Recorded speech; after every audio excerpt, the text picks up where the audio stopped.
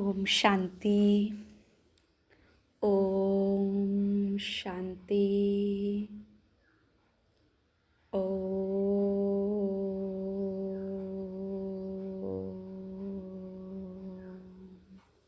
शांति। মিষ্টি মিষ্টি ভাই বোনেরা সবাই কেমন আছো? নিশ্চয়ই খুব ভালো আছো, কেননা আমরা অর্জুন, তাই না? তো অর্জুন যে ভগবানের কথা অর্জন করে, তো আমরা শ্রীমদ্ ভগবদ্ গীতায় ভগবানের মহাবাক্যর আস্বাদন করব। আগের দিনের শ্লোকে আমরা জেনেছি যে 1 থেকে 10তম শ্লোক পর্যন্ত। তো 10তম শ্লোকে আমরা কি জেনেছি? অর্জুনকে অর্থাৎ পার্থকে শ্রীকৃষ্ণ বলছে তোমার চিত্তকে স্থির করো, অন্যদিকে যাইতে দিও না, পুনঃ পুনঃ অভ্যাসের দ্বারা উহাকে স্থির করো। কেননা বারবার অন্যদিকে যাওয়ার চেষ্টা করবে মন চিত্ত, তাকে বারবার স্থির করো। তাহলে সেই দিব্য পুরুষকে ধ্যান করিতে থাকলে সাধক সেই পুরুষকে প্রাপ্ত হয়। তাহলে এখানেই বোঝা যায় যে সেই পুরুষকে শ্রীকৃষ্ণের থেকে আলাদা, সে শ্রীকৃষ্ণ অর্জুনকে বোঝাচ্ছেন সেই পরম পুরুষকে কিভাবে প্রাপ্ত করতে পারো। তাহলে সেই পরম পুরুষ শ্রীকৃষ্ণ থেকে ভিন্ন বোঝাচ্ছে। এখানে জানতে হবে সেই পরম পুরুষের ভেদ রূপ সে কি বুঝিয়েছে। 11তম শ্লোকে বলেছে, 10তম শ্লোকে যে সেই পরম পুরুষ সর্বজ্ঞ অনাদি সর্বনিয়ন্তা সূক্ষ্ম ও অতি সূক্ষ্ম, সকলের বিধাতা উনি অচিন্ত স্বরূপ, আদিত্যবত স্বপ্রকাশক, প্রকৃতির অতীত, যিনি মৃত্যুকালে মনকে একাগ্র করতে পারে। তো মৃত্যুকালে কেউ মনকে একাগ্র করতে পারে না, যে বহুকাল ধরে মনকে একাগ্র করার অভ্যাস করেন সেই মৃত্যুকালে মনকে একাগ্র করতে পারে। সেই কিন্তু যোগবলের দ্বারা ওই প্রাণবায়ু ভ্রুযুগলের মাধ্যমে, ওই প্রাণকে ভ্রুযুগলের মাধ্যমে ধারণ করিয়া তবেই তাকে স্মরণ করলে সেই দিব্য পুরুষকে প্রাপ্ত করা যায়। তো অর্জুনকে শ্রীকৃষ্ণ বোঝাচ্ছেন সেই দিব্য পরম পুরুষকে, মানে পরম আত্মা, পুরুষ মানে আত্মা, সেই দিব্য পরম আত্মাকে কিভাবে প্রাপ্ত করা যায়। তো এখানেই যদি আমরা চিন্তন মন্থন করি এই শ্লোকটাতেই বোঝা যাবে যে পরম পুরুষকে, সে দিব্য পুরুষকে, সে স্বপ্রকাশক, সূক্ষ্ম অতি সূক্ষ্ম, সর্বনিয়ন্ত্রণ। 11তম শ্লোকে বলছে যদক্ষরং বেদবিদো বদন্তি বিশন্তি যদ যতয় বিতরাগা যদ ইচ্ছন্ত ব্রহ্মচর্যং চরন্তি তৎ তে পদং সংগ্রহেণ প্রবক্ষে। বেদবিদগণ যাহাকে অক্ষর বলেন, তার পরিচয় দিচ্ছে অর্জুনকে শ্রীকৃষ্ণ বলছে বেদবিদগণ যাহাকে অক্ষর বলেন, অনাসক্ত, যে কোনো কিছুতে আসক্ত নন। তো অনাসক্ত যোগীগণ, যে কোনো কিছুতে আসক্তি নয় সেই যোগীগণ যাহাতে প্রবেশ করেন, যাহাকে পাইবার জন্য ব্রহ্মচারীগণ ব্রহ্মচর্য অনুষ্ঠান করেন। তাহলে ব্রহ্মচারীগণ ব্রহ্মচর্য অনুষ্ঠান না করলে আমার সমস্ত কিছুতে আসক্তি থাকবে, অনাসক্ত আমি হতে পারবো না। তো সেই পরম পদ প্রাপ্তির উপায় সংক্ষেপে আমি তোমাকে বলিতেছি। তাহলে তার বিস্তার করছেন এবার অর্জুনকে শ্রীকৃষ্ণ, যে সেই পরম পুরুষকে প্রাপ্ত করার জন্য যে অনাসক্ত যোগীগণ যাহাতে প্রবেশ করে, ব্রহ্মচারীগণ ব্রহ্মচর্য অনুষ্ঠান করেন, সেই পরম পুরুষ প্রাপ্তির সহজ উপায়, ওই জন্য সহজ রাজ্য বলা হয়। সহজ উপায় আমি তোমাকে সংক্ষেপে বলিতেছি। কি বলছে? সর্বদারণি সংযম মনোহৃদি নিরুদ্ধ চ মৃদ্ধাৎ আত্মায়ন প্রাণমস্থিত যোগধারণম। 12তম শ্লোকে বলছে। 13তম শ্লোকে কি বলছে? অমিতক্ষরং অমিতকা অক্ষরং ব্রহ্ম ব্যাহরণ মামুনস্মরণ য প্রয়াতি ত্যাজন দেহং স্বজাতি পরমাঙ্গতিম। বলছে সমস্ত ইন্দ্রিয় দ্বার সংযত করিয়া, মনকে হৃদয়ে নিরুদ্ধ করিয়া, প্রাণকে ভ্রুযুগলের মধ্যে ধারণ করিয়া, আত্মা সমাধির উপযোগে অবস্থিত হইয়া ওম এই ব্রহ্মাত্মক একাক্ষর উচ্চারণপূর্বক আমাকে স্মরণ করিতে করিতে যিনি দেহ ত্যাগ করিয়া প্রস্থান করেন তিনিই পরম গতি প্রাপ্ত হন। তাহলে এই যে ওম ব্রহ্মাত্মক একাক্ষর উচ্চারণ, ওম যেটা ব্রহ্মার আত্মা, ব্রহ্মাত্মক বলেছে, হ্যাঁ, তো ব্রহ্মাত্মক একই অক্ষর উচ্চারণ পূর্বক আমাকে স্মরণ করিতে করিতে যিনি দেহত্যাগ করেন। তো এই যে শরীর ছাড়ার আগে ওই উচ্চারণ করিতে করিতে দেহত্যাগ করা, তার জন্য বহু আগের থেকে প্র্যাকটিস দরকার, নইলে শরীর ছাড়ার আগে তার এই উচ্চারণ একাগ্রতা আসবে না। তো তাই বলেছে সমস্ত ইন্দ্রিয় দ্বার সংযত করিয়া। তো ইন্দ্রিয় দ্বার সংযত অর্থাৎ চোখ এদিক ওদিক দেখতে চাইলে তাকে সংযত, হ্যাঁ, নাক এদিক ওদিক ঘ্রাণ নিতে চাইলে তাকেও ঈশ্বরের শক্তির দ্বারা সংযত, মুখ কিছু বেশি বলে ফেলে, মন বেশি চিন্তা করলে তাকেও সংযত জ্ঞান আর শক্তির মাধ্যম দিয়ে। সংযম, চোখ, কান, তাই তো, কান যদি কিছু এতদিন যে কিছু শোনার অভ্যাস করিয়েছি কানকে, তো সেই কানকেও ভালো কিছু শুনিয়ে শুনিয়ে তাকেও সংযত করতে হবে। তো সমস্ত ইন্দ্রিয় দ্বার সংযত, চোখ, কান, নাক, মুখ, মন, মনও এদিক ওদিক ধাবিত হয়, তাকেও সংযত। তো এই জন্য বলছে সমস্ত ইন্দ্রিয় দ্বার সংযত করিয়া মনকে হৃদয়ে নিরুদ্ধ করিয়া। তো মনকেও হৃদয়ে নিরুদ্ধ করিও, প্রাণকে ভূযুগলের মধ্যে ধারণ করিয়া আত্মা সমাধিরূপে যোগে অবস্থিত হইয়া। আমি আত্মা, আমি আত্মা, দুই ভ্রূয়ের মাঝে আমি এক চৈতন্য শক্তি আত্মা।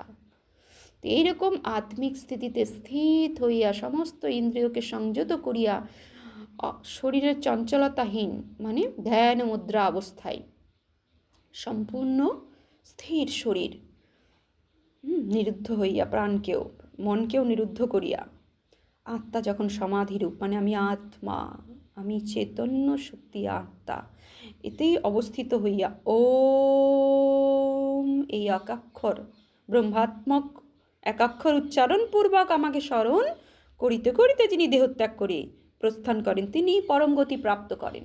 তো ভগবান স্পষ্ট গীতাতে বলেছে পরম গতি প্রাপ্ত হওয়ার বিধি কী।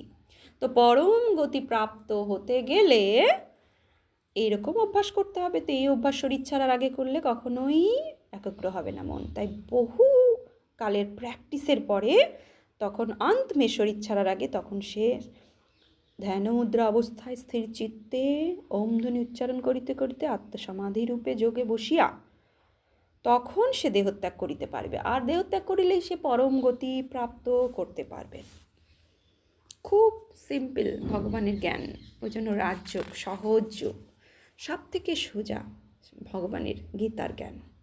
তো সেটা যদি আমরা রোজ পড়ি, চিন্তন মন্থন করি, ওটা আমাদের জীবনে সমস্ত কর্মে অ্যাপ্লাই করি, আমাদের জীবন তখনই সার্থক হবে।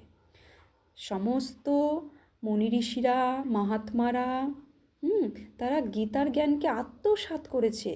আত্মসাৎ করার পরেই কিন্তু তাদের এই নাম মর্যাদা, তাদের মহিমা। তো এই গীতার জ্ঞানকে শুধু শুনলে হবে না, আত্মসাৎ করতে হবে। আচ্ছা, 14তম শ্লোকে বলছে অনন্য চেতা সততং যো মাং স্মরতি নিত্যস্য তস্যাহং সুলভা পার্থ নিত্যযুক্তস্য যোগিন।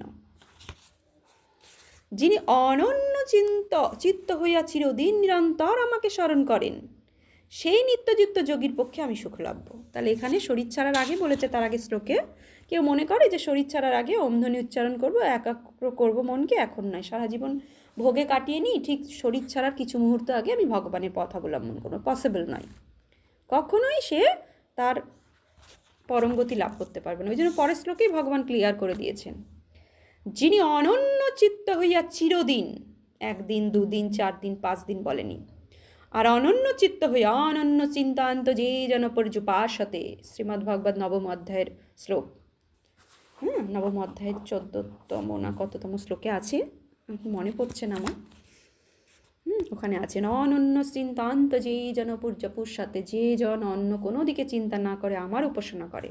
তো এখানেও অক্ষর ব্রহ্মযোগেও 15তম শ্লোকে বলেছে, 14তম শ্লোকে, যিনি অনন্য চিত্ত হইয়া অন্য কোনো দিকে চিত্তকে ধাবিত না করিয়া, চিত্তকে স্থির করিয়া, চিত্ত আমাদের যুক্ত করিয়া চিরদিন মানে হারক্ষণ, হার মুহূর্ত, হার দিন নিরন্তর আমাকে স্মরণ করার প্র্যাকটিস করতে হয়। তাহলে ভগবানকে নিরন্তর স্মরণ করার অভ্যাস যদি করি তবেই সেই নিত্যযুক্ত যোগী। তাহলে নিত্যযুক্ত যোগী হতে গেলে কি করতে হবে? অনন্য চিত্ত হইয়া নিরন্তর, চিরদিন নিরন্তর আমাকে স্মরণ করবে। তো সেই নিত্যযুক্ত যোগীর পক্ষেই আমি সুখ লাভব। আমার যে সুখ, আমি যে সুখ স্বরূপ, আমি যে শান্তির সাগর, সুখের সাগর, আনন্দের সাগর, পবিত্রতার সাগর, জ্ঞানের সাগর, এইভাবে সে সুখ লাভ করতে পারবে। আমাকে সেই রূপে সে সুখ লাভ করতে পারবে। আর একমাত্র সেই যোগীর পক্ষেই সম্ভব যে নিরন্তর চিরদিন আমাকে স্মরণ করবে। তাই তাকে নিত্যযুক্ত যোগী বলা হয়। আচ্ছা, পরবর্তী শ্লোকে 15তম শ্লোকে বলছে, মামুপেত্য পুনর্জন্ম দুঃখালয় মা শাশ্বতম নপ্নুবসন্তি মহাত্মান সংসিদ্ধি পরমাঙ্গতা। পূর্বোক্ত মদভক্তগণ আমাকে পাইয়া আর দুঃখের আলয় স্বরূপ অনিত্য পূর্বজন্ম প্রাপ্ত হন না, পুনর্জন্ম প্রাপ্ত হন না।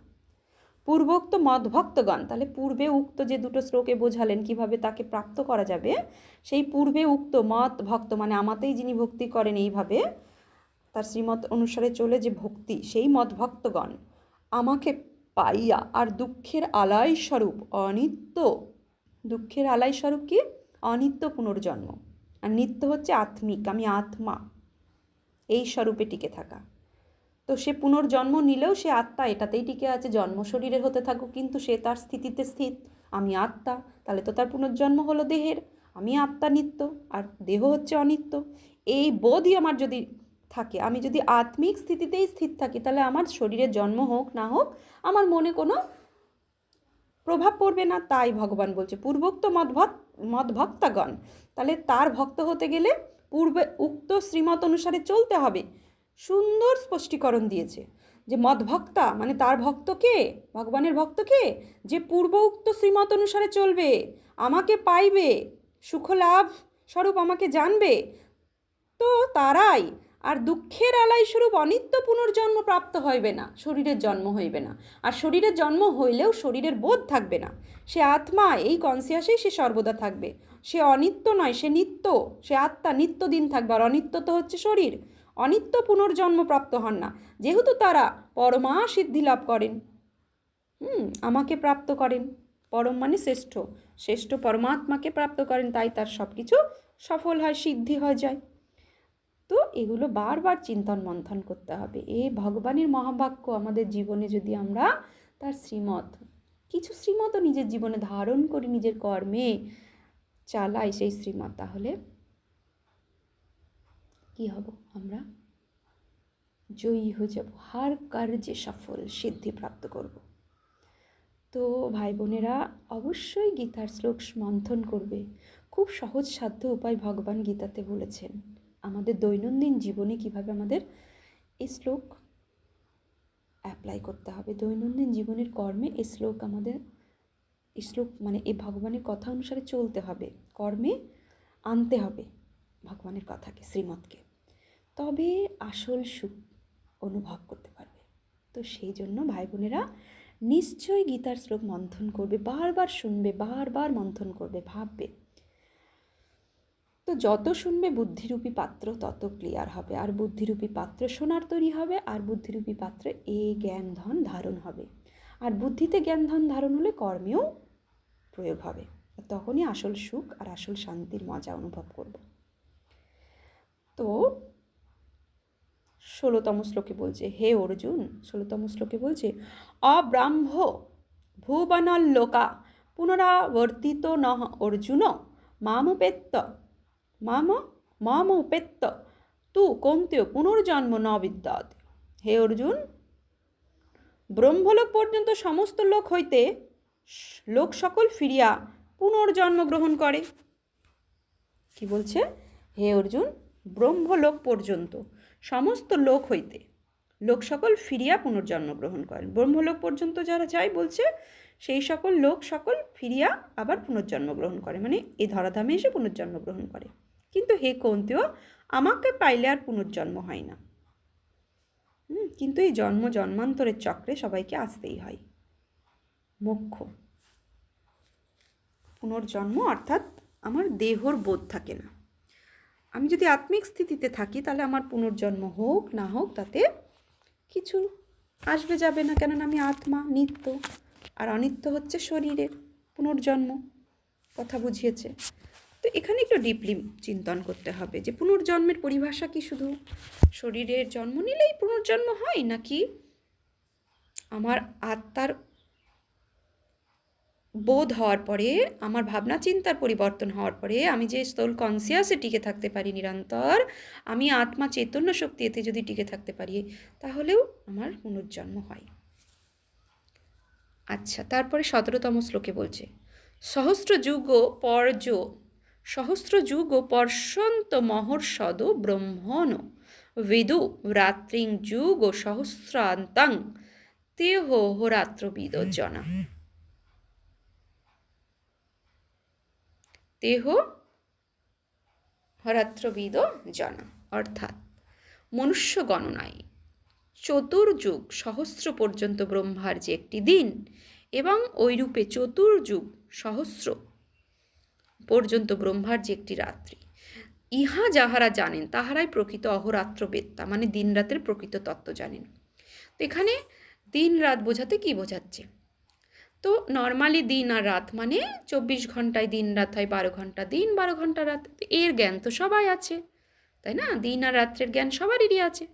কিন্তু ব্রহ্মার দিন আর রাত্রির পরিভাষা কি বোঝাচ্ছেন?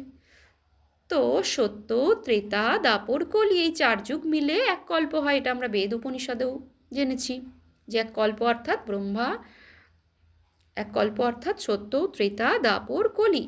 তো এই সত্য আর ত্রেতা অর্থাৎ জ্ঞানের আলোয় আলোকিত, সর্বদাই জ্ঞানের পরকাষ্ঠায় চলা আত্মাদের দুনিয়া, তাই না?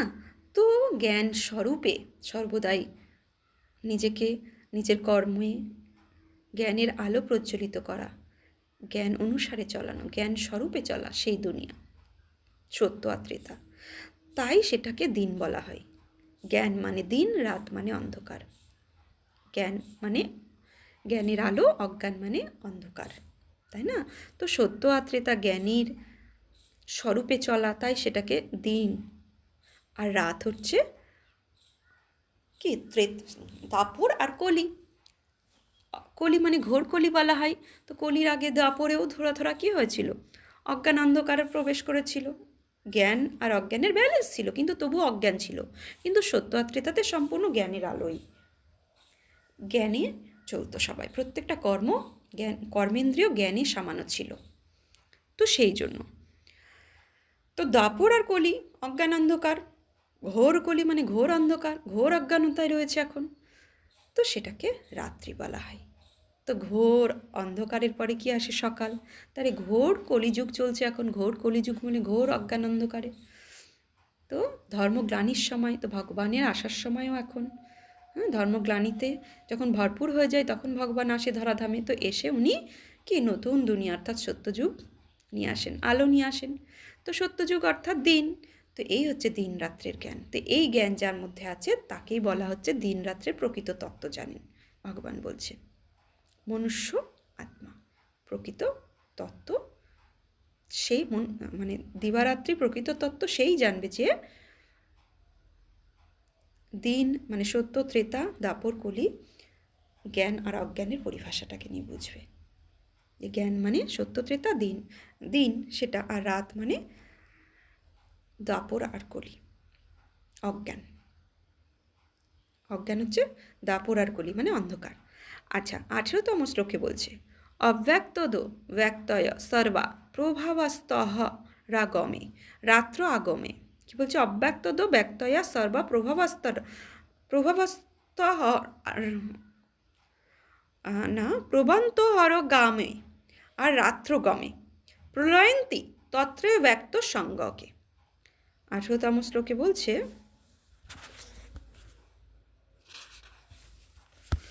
ব্রহ্মার দিবসের আগমনে অব্যক্ত হইতে সকল ব্যক্ত পদার্থ উদ্ভূত হয়। তো ব্রহ্মার দিন অর্থাৎ সত্য আর ত্রেতাতে যখন ব্রহ্মার দিন আগমন হয়, অর্থাৎ শুরুর সত্যের একদম স্টার্টিংয়ের শুরুতে, তখন অব্যক্ত হইতে সকল ব্যক্ত হয়। অব্যক্ত মানে আত্মিক ভাব যেটাকে বলা হয়, আর ব্যক্ত মানে শরীরকে নিয়ে ব্যক্ত ভাব, ব্যক্ত পদার্থ, অর্থাৎ 5 তত্ত্বের দ্বারা নির্মিত শরীরকে ব্যক্ত করা যায়, আত্মাকে ব্যক্ত করা যায় না, সে অব্যক্ত, তাই না?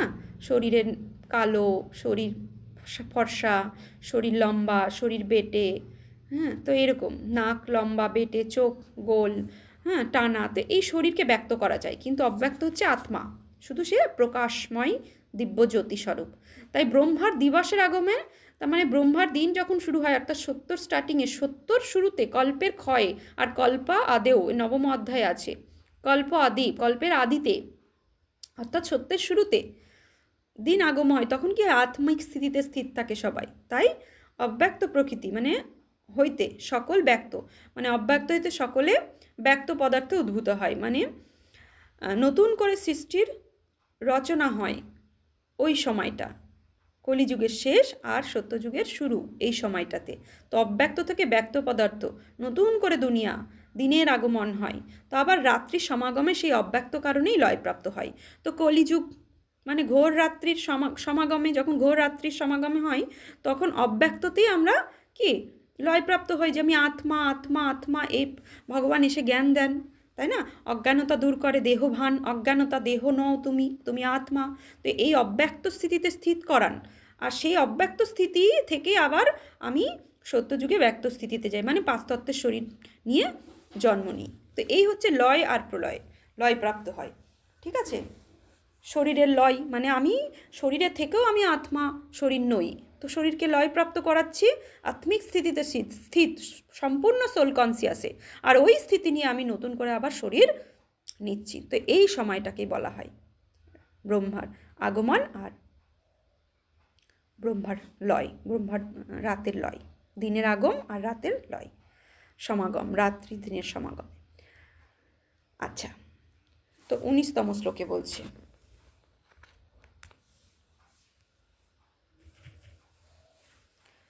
উনিশতম শ্লোকে বলছে, ভূত গ্রাম স এবয়ং ভূত্বা ভূত প্রলয়তে। তো ভূত গ্রাম স এবয়ং ভূত্বা ভূত্বা ভূত্বা ভূত্বা প্রলীয়তে রাত্র গম হে বস পার্থ প্রভাবত্ব হরাগামে।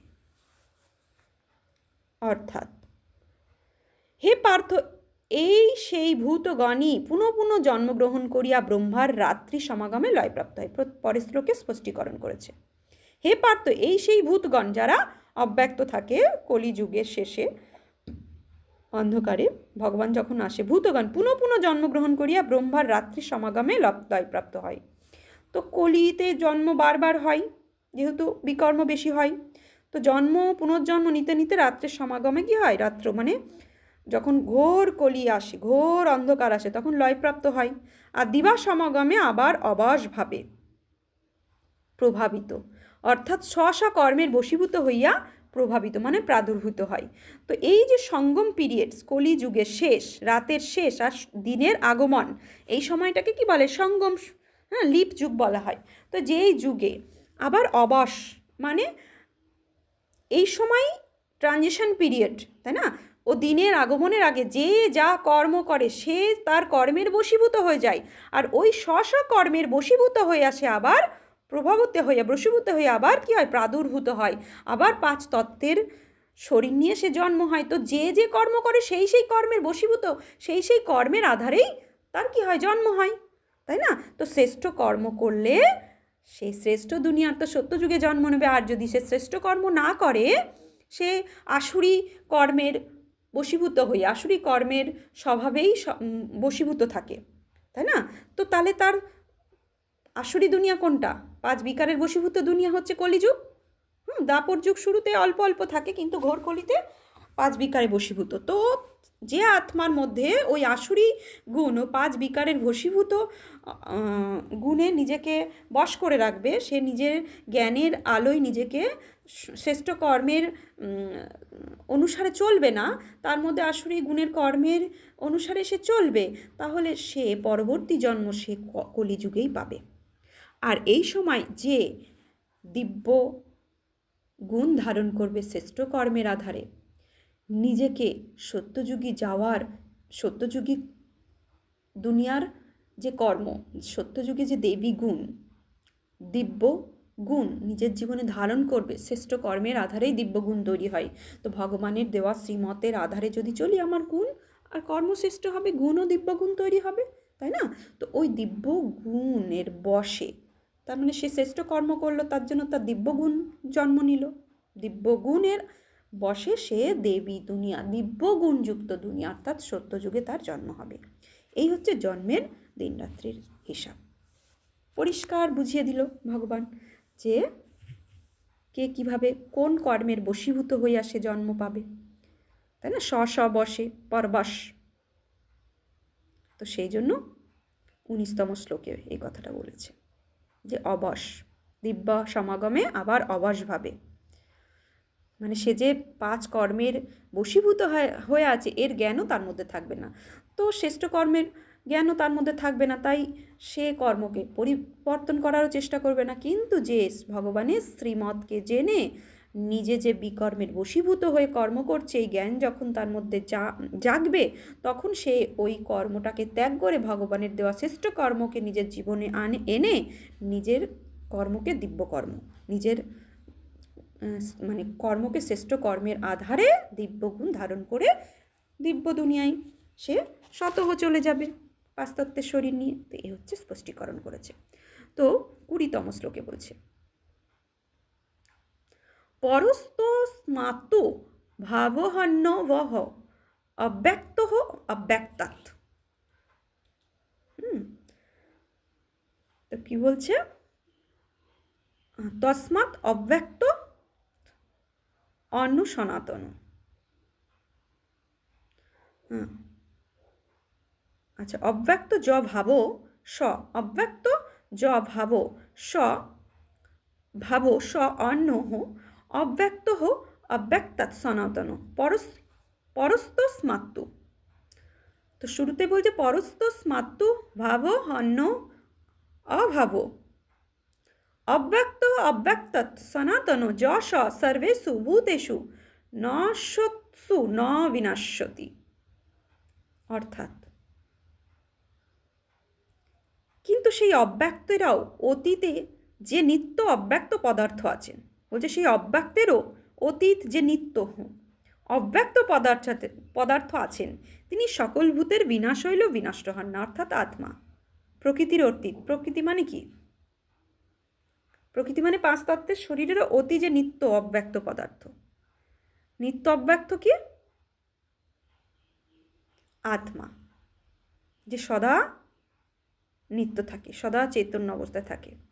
তিনি সকল ভূতের অর্থাৎ 5 তত্ত্বের শরীর, পঞ্চভূতের শরীর বিনাশ হইলেও ও আত্মা কখনোই বিনাশ হয় না। তাহলে সেই আত্মা আমি অবিনাশী, তাহলে আমার মৃত্যু ভয় কিসের? আমি তো এই দেহ নই, এই দেহ তো 5 তত্ত্বের তৈরি, তাহলে ভয় কিসের? তো এগুলো যদি আমরা চিন্তন মন্থন করি, তাহলে আমাদের সর্বক্ষেত্রে ভয় দূর হয়ে যাবে, তো নির্ভয়তা প্রাপ্ত করতে পারবো। তো ভগবানের দেওয়া শ্রীমত আমাদের ওষুধের মতো কাজ করবে। আমাদের প্রত্যেকের এখন ভয়, প্রত্যেক মুহূর্তে ভয়, মৃত্যু ভয়, শরীরের রোগের ভয়, হারিয়ে যাওয়ার ভয়, বস্তুর প্রতি অ্যাডিকশান আছে বলে সেই বস্তুর প্রতি অ্যাটাচমেন্ট আছে, সেই বস্তু হারিয়ে যাওয়ার ভয়, হ্যাঁ, কোনো সম্বন্ধীর দেহের প্রতি আমাদের মোহ, তার কিছু হয়ে যাওয়ার ভয়। তো এই যে ভয় ভয় ভয়, এই ভয়হীনতা জীবন যাপন করতে গেলে আমাদের শ্রীমদ্ভগবদ্ গীতাকে নিজের জীবনে অবলম্বন করতে হবে, আত্মসাৎ করতে হবে, আর এই শ্লোককে চিন্তন মন্থন করতে হবে, আর চলতে হবে সেই অনুসারে। তো যত আমরা বুদ্ধিরূপী পাত্রে এই জ্ঞানের ভোজন দিতে থাকবো, তত আমরা বুদ্ধিরূপী পাত্রকে সোনার মতো তৈরি করতে পারবো। আর বুদ্ধিরূপী পাত্র যখন সোনা হবে, তখন এই জ্ঞান ধন স্বতঃ বুদ্ধিরূপী পাত্রেতে টিকে থাকবে। আর বুদ্ধিরূপী পাত্রে যদি জ্ঞানধন টিকে থাকে, আর ওই জ্ঞানধন আমার কর্মের প্রত্যেকটা কর্মের মধ্যে সামিয়ে যাবে, আর তখনই আমার কর্মশ্রেষ্ঠ হবে। আর আমাকে দেখে যে কর্ম করবে তার কর্ম শ্রেষ্ঠ হবে, তাতে আমার পুণ্যের খাতা অনেক জন্ম হবে। তো এইভাবে আমাদের পরবর্তী জন্ম কি খুব শ্রেষ্ঠর থেকে শ্রেষ্ঠ হয়, সদ্গতি প্রাপ্ত হয়। তো প্রত্যেকটা কর্ম আমরা কি করে করব, শ্রেষ্ঠ কর্মের পরিভাষা ভগবান শ্রীমদ্ভগবদ্ গীতাতে দিয়েছেন। কিভাবে খাবো, কিভাবে দেখবো, কিভাবে বলবো, কিভাবে শুনবো, কিভাবে চলবো, সমস্ত গাইড, সমস্ত মত পালনা শ্রীমদ্ভগবদ্ গীতাকে আমাদের দিয়েছে। তাই গীতাকে মা বলা হয়, শ্রেষ্ঠ কর্মের পালনা যদি পেতে হয় তো শ্রীমদ্ ভগবদ গীতাকে নিজের জীবনে আত্মসাৎ করতে হবে। তাই তাকে মাতার আখ্যান দেওয়া হচ্ছে, মায়ের আখ্যান দেওয়া হচ্ছে। গীতাকে মা কেন বলা হচ্ছে পরবর্তী ক্লাসে আমরা জানবো যে গীতাকে মাতা বলে কেন বর্ণনা করা হয়েছে। কিছু 5 মিনিটের জন্য হলো এটার উপর আমরা আলোচনা করব। আচ্ছা, আজকে 20তম শ্লোক পর্যন্ত থাক, পরবর্তী শ্লোক থেকে আমরা পরের দিন জানব। ওম শান্তি।